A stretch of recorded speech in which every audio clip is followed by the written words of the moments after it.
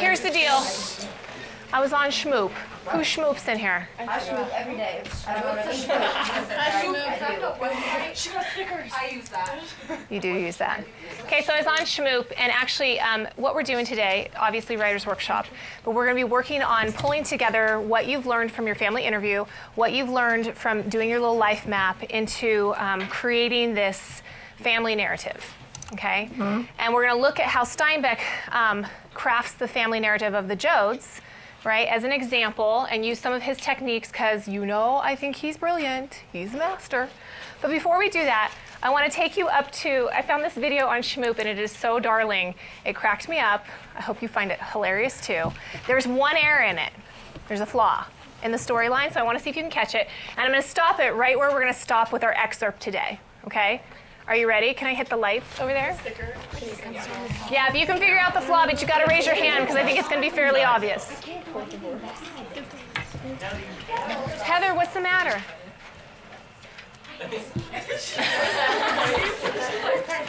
All right, are you ready? Buckle up. Here we go. Please speak student. Grapes of wrath, a la Schmoop. Oklahoma, where the wind comes. Blown away just about every job opportunity you can imagine. Yeah, that wind. Sound depressing? Well, yeah, it's the Great Depression. Recently upgraded from just the pretty good depression. Getting out of prison would be a happy occasion, full of cake and clothes and showers by myself. Well, mine was a bummer, though. There wasn't even a surprise party because my folks got kicked off their land to make room for job-eliminating tractors. I found my peeps at my uncle's house playing a West Coast road trip to get jobs and maybe a nice tan. Everybody was there, Ma and Pa and Uncle John and Grandma and Grandpa, and my little sister and my pregnant sister and my 3 brothers and 1 brother-in-law and my best buddy, Reverend Casey. Well, apparently this was gonna be one crowded car ride to California. Good thing we stocked up on some big barf bags. Everybody piled into the Jodemobile. Grandpa didn't want to leave, but Ma slipped him a Mickey, and we were on our way. Doping Grandpa might not have been the best idea because he sort of died. But on the bright side, I finally scored the window seat. Woohoo. Route 66 was a real drag. If you weren't out desperately looking for work, you were probably getting the runaround from a cheap boss, a greedy mechanic, or a scary cop. Plus, folks were telling us that California wasn't all that it was cracked up to be. And it didn't help that we had to pay just to rough it on the side of the road. Some smart guy cop forced us to leave one campground because we were Okies, and I'm pretty sure he didn't mean that we were okie dokie, you know what I mean. The worst part, though, was when Ma dropped the bomb that Grandma had been dead for days. Ma hadn't told us because she thought we'd get pulled over. So basically, we were driving around with a corpse in the car. Thanks, Mom. Well, it gets worse. One. Okay, that's where we're stopping. So take a second and talk with your partner to see if you can figure out where the flaw is. I want everyone else to know the death days, right? Huh? She's dead for a few hours. For days. She's been dead for like a couple hours. She wasn't dead for a while. Okay, who knows it? Who knows what's wrong, Jacob? The car is supposed to be a truck. Well, that is true, but that's not quite the flaw I was looking for. Look at this group must have it, Heather. Grandma was dead for a few hours, not days. That is correct. Okay, so based on this video, what do you think we're going to be reading about today? Grandma dying. Bingo, you're so smart. Grandma dying. Okay, so here's what I'd like you to do. Look at your little graphic organizer that I gave you, your handy dandy graphic organizer. And I want you to nose goes. Nose goes. Whose nose goes? You have to. I don't know. 1, 2, 3, nose goes. We touch your nose. Last person is nose, so your goes. All right, so whoever was the last person on nose goes, what I'd like you to do, that person's going to read it out loud to your group. Okay, this piece, I pulled this piece out because I think in this short little excerpt, Steinbeck does a masterful job of capturing the mood, painting a setting that maybe isn't typical, right? And he's got this great dialogue in there, and you can just feel kind of how Ma and Pa and the rest of the family are, what their emotions are at the moment. And it is, of course, I hate to make it sad, but it's about grandma dying, okay? So I want that one person, I'm gonna give you 3 minutes, I think, is what you'll need to actually do the reading. So read it out loud, and as you're reading it, I just want you to pay attention to the language. You don't have to do anything, but just soak it up. All right, go.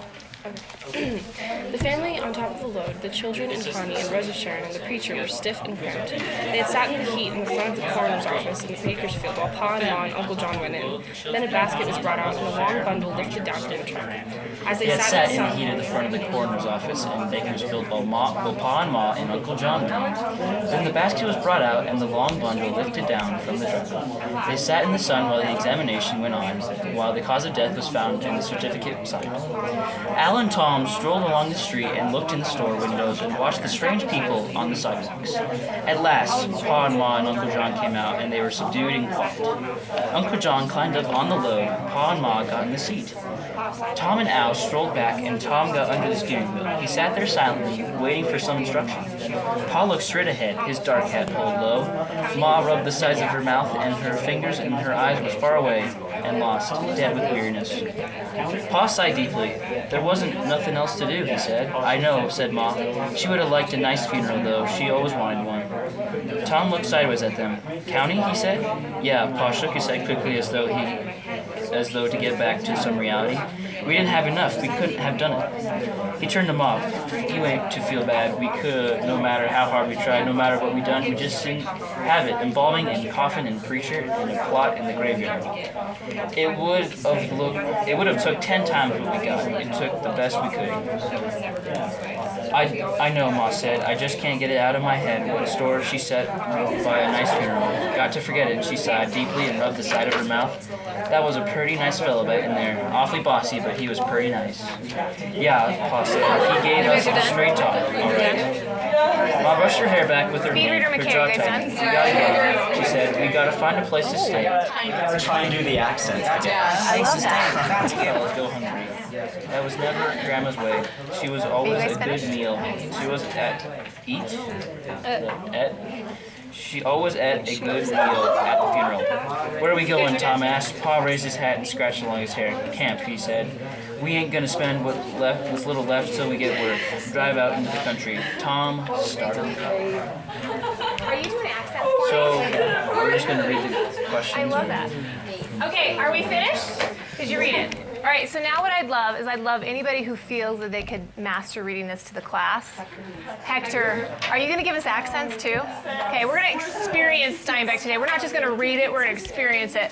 Okay, so you're going to read it first for the class, but when we're reading it the second time, what I want you to pay attention to, and I want you to have your pencils busy, is I just want you to be looking for, tell me what diction is again?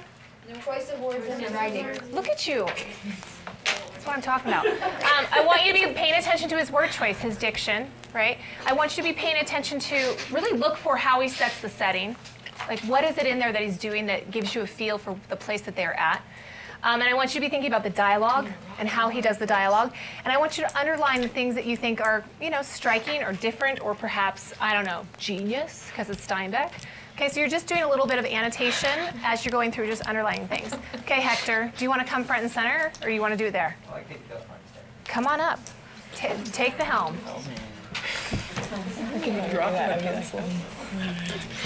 Family on top of the load, the children and Connie and Rose, Sharon and the preacher were stiff and cramped. They had sat in the heat in front of the coroner's office in Bakersfield while Pa and Ma and Uncle John went in.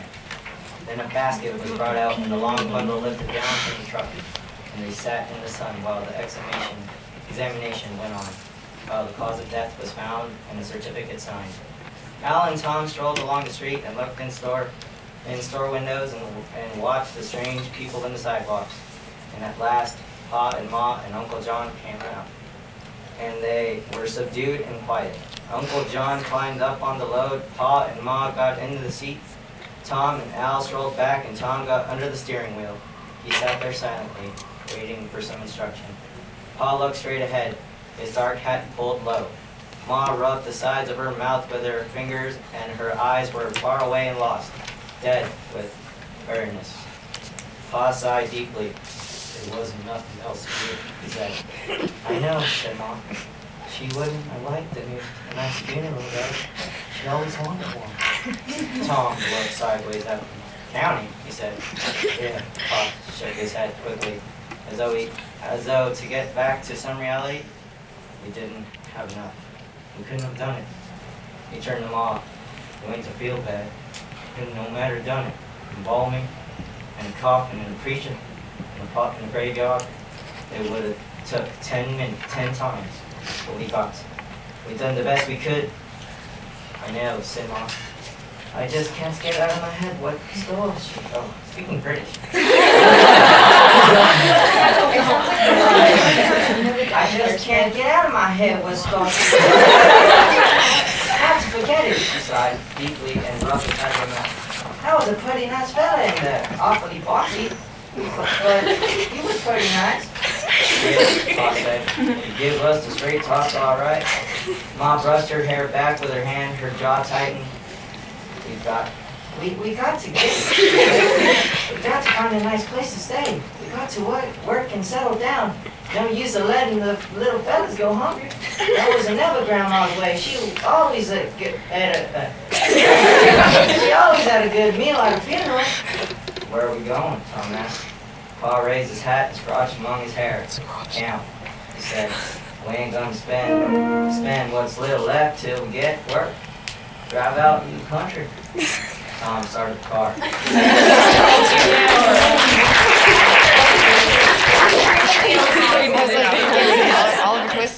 Okay, so you have a couple questions that I want you to think about, and I'm going to have you pair up in your groups. I see that you did some highlighting and underlining, which is fabulous, but I really want you to think about what is the mood of the moment, okay? And how do you know that there's a mood there? So your very first question, after it says, the first one on the Think and Prove, let me point it to you up here. It says, after reading the excerpt, think about how Steinbeck describes the moment using the backdrop of the setting, the character interaction, and the dialogue. Examine the word choice, which is what you just did. This question asks you, what is the mood of the piece and how do you know? Okay, list words and or phrases that could be evidence to support your thinking. So if you're gonna tell me that the mood is, I know that when you did it, we were all kind of laughing, but we know what the mood is. You could probably feel it as you read it. Tell me what that is. I'm not gonna give you the word, I almost said it, but I'm not gonna give it to you. Tell me what the mood is, and then I want you to go back in and I want you to find at least 3 examples of evidence that you can say, look, here's why this is the mood. Do you feel it? This is what Steinbeck wrote. This proves the mood. In addition to that, I want you to look specifically at Pa and at Ma. What words or phrases does Steinbeck use that show you Pa's feelings and Ma's feelings? Because those are the 2 people that are kind of interacting back and forth. So I want you, again, in your little groups and pairs, to go through and you're looking for mood and evidence to support it, and you're looking for Ma and Pa's feelings about the moment, and then evidence to support it. At least 3 things in each spot, and I'm only going to give you, are you ready? 3 minutes. Talk and work fast. Go. Okay, think about how Steinbeck describes the mood is in the backdrop. So the mood is like somber, but they're also Fill in your little graphic organizers. Eyes so far away, lost, dead. Yeah, they're like sad that they couldn't make the funeral, so they're like shame. I mean, they're sad that she died, and sad that they couldn't do the funeral, and sad that they don't have work. Bingo. What that guy said. You need a sticker for that. Really? Yeah, that's what I said. Yeah, it's harness, that's how it's... Weird. Yeah. Okay. Hopeless. That was fabulous. Thank you. Show you Pa's feelings. Can I get it on my yes? There you go. Yes. Is it Mickey Mouse here? Oh, they're Mickey. They're Minnie Mouse. Minnie. Oh. That is brilliant and sticker worthy. That's exactly what I want. She doesn't just do that once. She does it twice. Find the second one. I almost said that. Is that the word? That's the word. Oh, I told you I got it. Look it. That is sticker worthy. What was the word? Somber. I said dreary. That's good. That's good. Not sticker worthy. You had something too? You came up with it. Sticker Who's worthy. a genius, Merrick. All right. Okay, so remember you need evidence to show. What's she talking about? Okay, that would be show Ma's feelings. I think that's kind of a Ma thing, but weariness. You have like a minute and a half. Oh no. For Pa, that phrase right across. Yeah, As though you couldn't. that's what I was gonna say. Reality.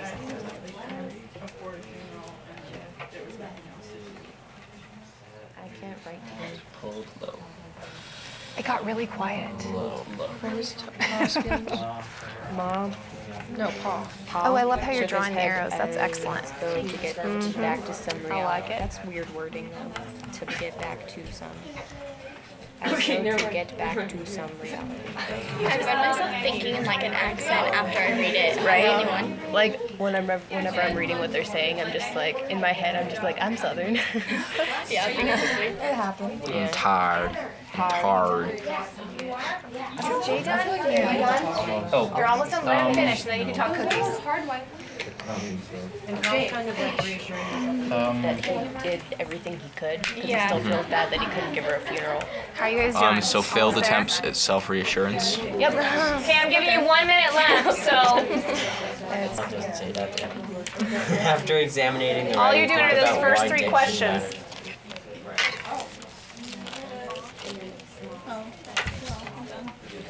Need a sad, stiff and cramped.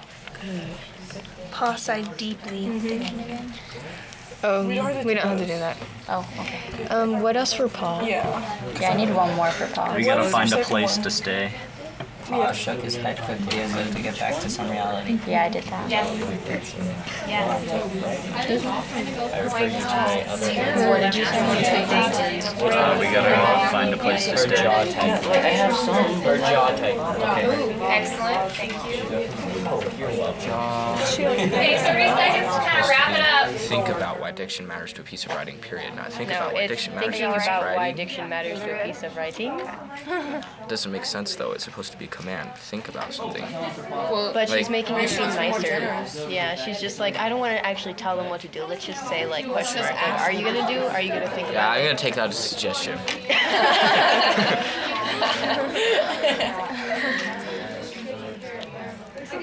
You're looking at me awkwardly. All right. Never We're mind. Do you talking have about at least the mood? Do we have the mood? Yeah. Okay, if you hear something that you like, remember, steal it and write it down so you have it for later. Tell me what you think the mood is. Raise your hand if you have an idea. Heather. I said it feels somber. Okay, and tell me what evidence you have to support that. Thanks, guys. Well, they're subdued. Okay, are you listening? Okay, go. Like, okay, Pa sighs deeply, they're subdued, and they're all just kind of like, And then this one. they're sad, but they know that they have to, so it's just kind of like a gloomy feeling, you know? Okay. And excellent. distraction as well. Okay. Did you want to add in? I said kind of like dreary. Okay. That's like, What did you want? You The were line trying when to it shove something said- at her. Her eyes were lost and far away, dead with weariness. Okay. Excellent. Did you want to add in? Yes, I did. Melancholy or melancholy. Melancholy. Melancholy. I'm gonna work on that one. Melancholy. Yeah. And why? Because of the phrase, and her eyes were far away and lost, dead They with already said it. weariness. Say a different one. And I'm gonna say a different one. Okay, this group. Listen for a second. She keeps, the Steinbeck keeps saying she rubs the sides of her mouth. And, like, fixes her hair. Yeah, And she's so- just kind of being, like, nervous, like she wants to occupy herself with something to forget. Okay. I got you. Excellent. Thanks. Excellent. Okay. Moving on, because like, although there's this sadness, Okay. Listen. This is actually really good. they keep on bringing up like, we gotta move on, we gotta find a place to stay, we're running out of money. They're trying to just like get over it fast. I love that you bring that up because I think it does start with this somberness that you guys have, and the melon. What? How'd you say it? I said melancholy. Yeah, melancholy, melancholy, right? There is that there. But I think at the end of the piece, McKay really hits it. There is a sense of moving on, and I think sometimes that happens in life, and I think Steinbeck does a really good job of painting that, like, somewhere along the line, like, they're in crisis. They're in crisis mode, and they're just trying to survive, and so this idea of, like, okay, we've got to keep going. We've got to keep plugging ahead. We can't give up. We just got to go. And I love that you pointed that out. That's excellent. How does Pop, yes, what did you want to say? Oh, I was just gonna say they sound like really tired, and then they talk about like how hot it is outside and stuff. And Yeah. so, yeah, they're Excellent. like dead with weariness. Excellent. Okay, so, and again, he paints the picture, the setting for us, that idea of that oppressive heat, that we're sitting there and we're kind of sweating and we're walking around, we're seeing strange people. That's all part of the mood, right? He does that with his words. So we feel like we're there. Okay, beautiful. All right, so how does Ma feel and how does Pa feel? Let's just do those both at the same time and then tell me evidence that supports that. Yes. I think they're both like really sad, but Pa's kind of like holding it up better, and then Ma like keeps saying that she's like, I think she's kind of remorseful because like she keeps saying that all that she wanted was like a good funeral and stuff. Okay, good. Heather, look, this is a big old sticker for you too. Yes. Okay. I feel like Ma feels she didn't do her mother justice because she wanted a funeral, but she also knows they don't have the means to like provide that for her. But Okay. and then Pa is just like he's like the guy that's like, listen, this is what has to, what's the word? Structure, basically. Sure, he's like the foundation kind of keeping them like you have to like keep going. Okay, good. Okay, wow, there's so many in this group. Here we go. There's iguanas, kangaroos, crocodiles. I'll take all three of you and then I'm going to work this side of the room. I think at first when it says Pa shook his head as though to get back to reality or some reality. Excellent. I think the entire time he's not really there. And then at the very end when it says he raised his hat and scratched among his hair and said camp, like I think the entire time he wasn't, like he was there for Ma, like she'd bring him back into the fact that Ma or Grandma just died. But he is more thinking of like, what are we gonna do next? And since this is like a detour and we have to bury her and we spent money, so I think he's thinking more about Logistics. Yeah, logistics and them, and what this will do and affect their trip. Not really about her death because he's not really there in the moment. He's on autopilot. Yeah. Right. Survival. I'm gonna take you two really fast. I just had a question because how did they bury her like in this like store? When you go and have the county bury you, it's different than like right now. If somebody passed away that we loved, we would have a funeral. We would have.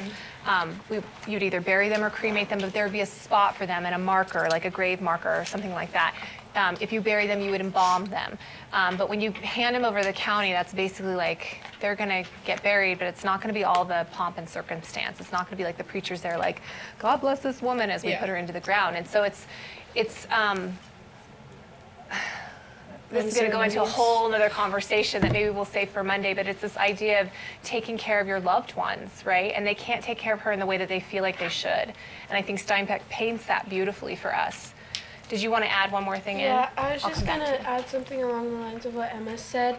Like, I feel like he's, during Pa's whole thing, saying, like, we didn't have enough, we couldn't have done it even if we tried. Like, I feel like he's not only just trying to like convince Ma of that, but I feel like he's trying to convince himself that he didn't have Bingo. Yes.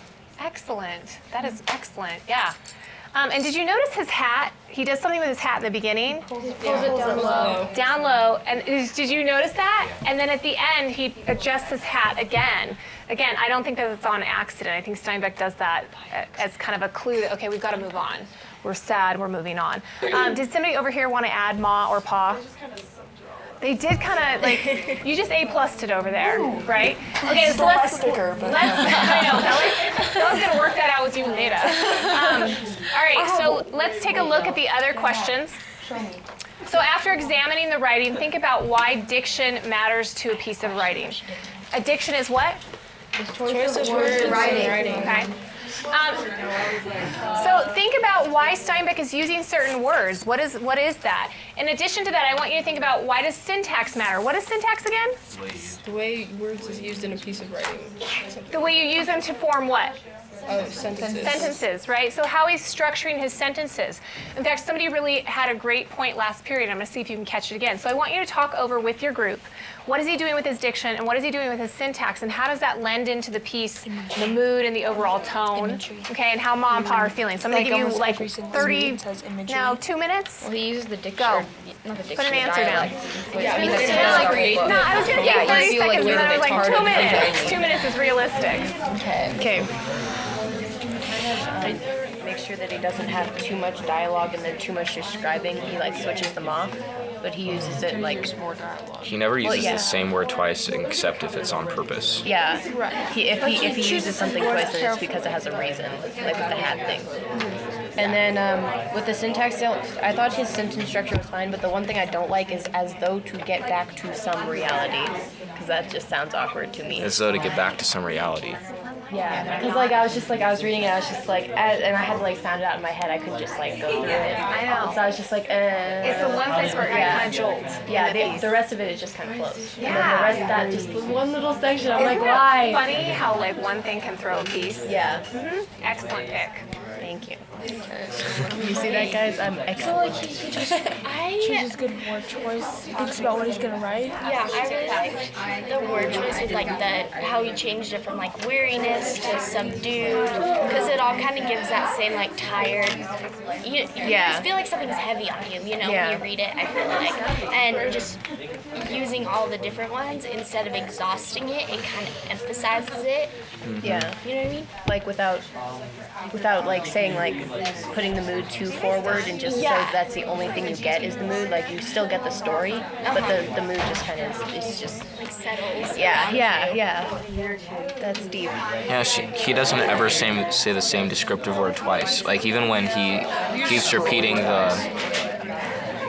Even when like Pa is like repeating everything, he never really like says the exact same way. I think he repeats stuff in the dialogue because that's. Okay, you didn't do it right there, did you? No. Not in the exact same way. Like the slang, like Purdy. Okay, 30 seconds to wrap up your thinking and your conversation. Or not. We can just go right into it. 30 seconds to kind of wrap up your thinking. Heather's got her hand up. She doesn't even know what the question is. I'm going to pick this side now. All right, Bella, what do you have your hand up for? Your hand for me because apparently this is weak trying to raise my hand. But for the diction, creates a mood that explains what the characters are thinking without them actually saying anything. I love that. That's gorgeous. Can you say it again louder for everybody? Creates a mood that explains what the characters are thinking without them actually saying anything. Gorgeous. Okay. Anybody else want to add on to the diction question? Or show me any evidence that you see that happening, like physically in the paper? Okay, this group over here. We're all stars. This is the pros and we're the bees. Hey, okay, wait a second. What are we doing? We're gonna praise, be positive, and you guys are great where you are. All right, I'm gonna take one comment. So who's it gonna be? Brittany, go for it. Me?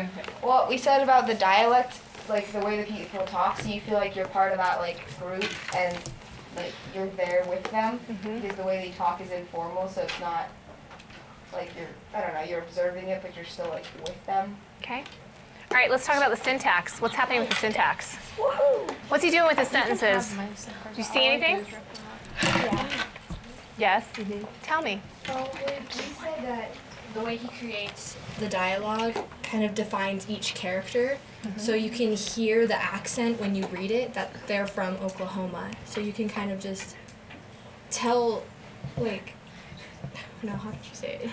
Like it kind of just it defines like the characters in your language sense, so you can just also like Heather said, like you feel like you're there. You can. Okay. Yeah. Excellent. Anybody on this side of the room? No. Feeling quiet. And back here. I just wanted to add on to what they were saying about how Steinbeck does. Like, if you know you're reading a British book, like you're reading Harry Potter and you know they speak with British accents, but Steinbeck straight up spells stuff wrong and like had the little accents and like she ate this and it's just it gives you that, like sometimes it's hard to read, but then you get used to it, like you said earlier, and you start like getting into it and you know what they're saying. Start talking like it too. Yeah, you start. Actually, yeah. All right. Okay. I didn't do it. Did you notice sometimes in his when he's actually doing the dialogue, because you guys have been talking about the dialogue, that sometimes he's repetitious?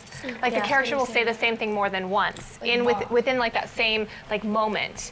And I want you to recognize that I think he does that on purpose because it's kind of how we are sometimes. Do you ever repeat yourself in conversation? Yes. All the time. When you're talking No to your, your friends or your parents, you're like, do you know what I mean? Do you know what I mean? And you say it twice. And I think that Steinbeck masters that. What else did you want to add? It creates a rhythm for the book. Yeah. Just everything. Absolutely. Here's a little tiger for you. you. Okay. Flip your paper over. Let's look at that really fast. I was like, yes, I finally got a sticker. All right. So here's where the rubber meets the road. You know your cutie patootie little interview that you did with somebody old in your family? Your grandma, your grandpa, your great grandma, maybe your parents. Okay, I want you to think about for a second. Go ahead. What's the password? I want you to think about for a second.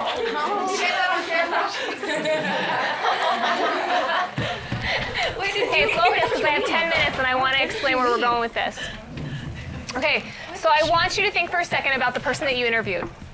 And I want you to think about the life roadmap that you made for them.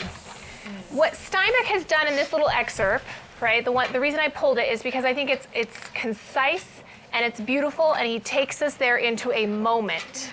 Like, it's a moment. It's not the entire Joad story. It's not all 600 pages of it. It's a moment. And so what I'm looking for you now is, after you've kind of thought about like who you've interviewed and making the roadmap, like pick a moment for that person. Because then you are going to basically write your family narrative off that moment. Somebody asked me last period, like, well, how long does it have to be? You know the answer to this, right? As long as it takes to get the question answers. Yeah, as long as it needs to be to get done.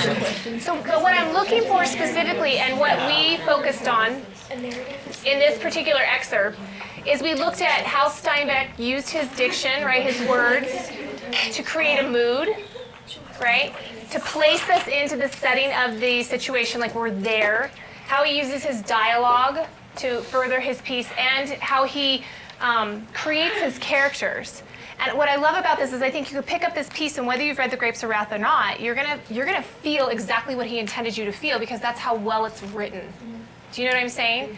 So I'm not asking you to write 600 pages. What I'm asking you to do is I'm asking you to think about a moment that you could capture on paper for your family narrative, right? Where you take me, I want to step into the moment. I want to feel like I am there in Heather's world, or in Newman's world, right? Or in Ruth's world.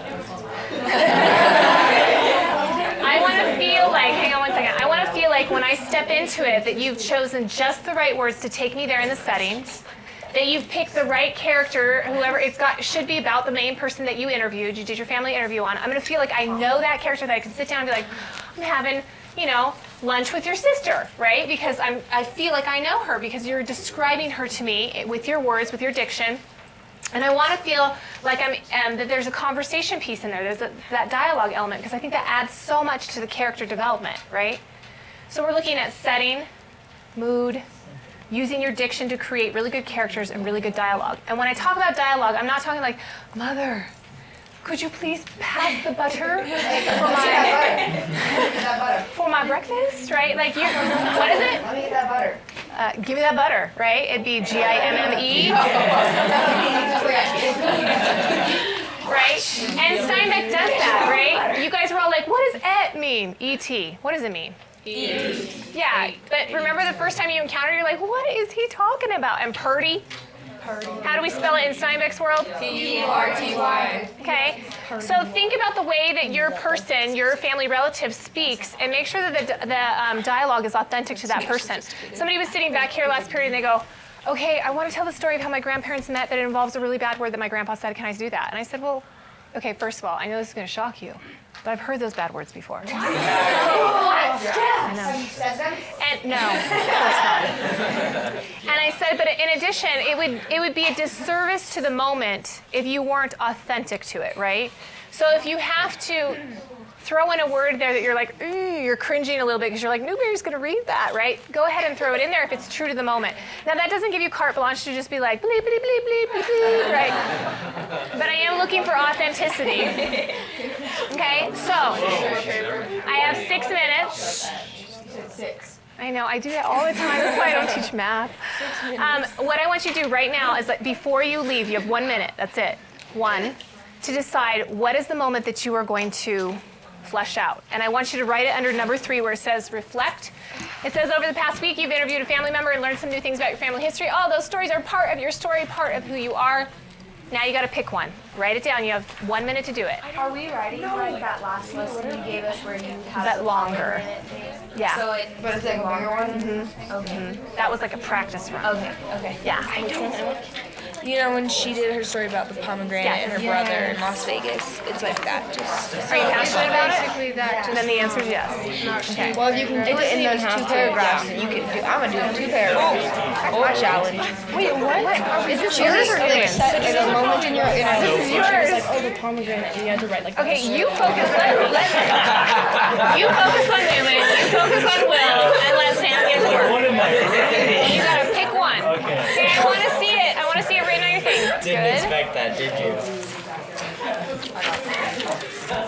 gonna be copying to do my grandpa's funeral. That would be a good one. I guess. Because it's the funeral here, so I'm gonna do it. When my dad worked at Universal, because it's the most interesting thing that I can think of. I got a 78. I have an 80 in the past. I have an 83, but it was like a 90 something, and it worked out a whole bunch. I have like a 95 or something. I was really happy. Okay, you need to have one written down. Look at your neighbors. They don't have one written down. Give them pressuring on. Come on, Mackenzie. Get it together. Mackenzie. Feel my eyes boring. Who's your baby? You're good. You're good. You're good. You're good. Oh. Miss New, Talk to me. wait, I'm so because my questions are like so with that, just you couldn't look up this. There's like a story here. So you may have to go back and talk a little bit more about it. Well, I know, but So it's not the entire Yeah, interview. My grandma told me the story. Okay. Beginning or like the middle. Do you have a moment, please? and my grandma. I can tell Will has a moment. That's right. Okay, do y'all have your moment? I see the eyes. You're saying yes, but I'm not sure I buy that's a yes. All right, so when you're thinking about your moment, I want you to think about what is the mood that you want to convey. Obviously, if you're doing a marriage proposal between your grandparents, the mood is probably going to be hopeful and kind of fresh and like starting life. Possibly. Grandpa, he's like, Okay. Focus. I got like 4 minutes. So obviously your mood, you have to paint that with your words. You have to figure out a way to paint that with your words like Steinbeck does. If you're like telling me about a proposal and your moods are dark and dreary, I'm going to be thinking, well, did they last? Did they ever get married? Okay, so your words are important. So once you have decided the mood, I want you to think of some specific words, diction that you could use to enhance your piece. Okay, here's the deal. What I don't want to see is like, she was really excited because he finally asked her to marry him. Okay, really excited, right? It doesn't paint the picture for me. It's just like you're telling me something. bubbling over with joy. From cheek to cheek as he bent down on one knee. And there we have it. Okay, down her cheek. I have now 3 minutes, so focus. So, powerful setting, engaging characters, authentic dialogue, which all supports this mood, right? Those are the 3 things I'm looking for. So your family narrative is due when? Tuesday. You're so smart. And how is it due? Okay, it's due Tuesday, typed, preferably. How long does it have to be? However long you need to convey the message. Okay. What is Tuesday's Okay, date? and in addition to that, What's today? 7, 8, 9, 10. we're not done. Okay, in addition to that, what else do we have to do in addition to our writing? Okay, 22. So when I see you on Monday, Is it food? We already read 22. yes. Okay, focus for a second. You guys are doing that whole packing up thing. I know, you're being really good. I'm on page 2. A game. Okay, so here's what I'm looking for. Monday when you come in, you've read 22 and you also have read the preceding chapter so that I can quiz you over what we didn't quiz on yesterday and then chapter 22. In addition to that, I want you to really do me a favor. I know I'm asking a lot here, but don't wait to write this until Monday night when you're also reading chapter 23. You have a nice long, weekend where you only have to read 1 chapter. How many of you have already done chapter 22? Okay, so some of you are already plowing through that. Okay, so I would like you to spend some time with it because remember, I'm not your only audience. Who else is going to be getting this? Them, the interview. Your interviewee, right? Whoever it is from your family that you interviewed is going to get a copy as well. So you need to if you need to go back and re-interview for more specifics about your story, that's actually a really good thing to think about, okay? All right, it's Friday.